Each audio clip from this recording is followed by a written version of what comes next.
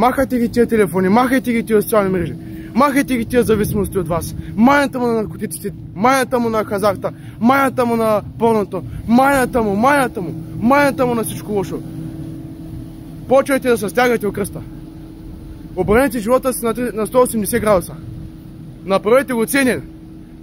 Тренирайте, спортувайте, работете. Това е най-важното. Иначе няма как да си изкарате хляба и ти. Работете. Този трябва да си го заслужите, за да можете да оставите на масата нещо. Защото и вашите родители ще заминат след време. И те, моите, всичките ще заминат след време. Ще оставим само ние. И вие какво ще правите тогава?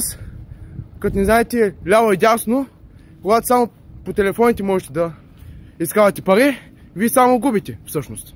Не изкарвате пари. Те, че работете върху себе си също така.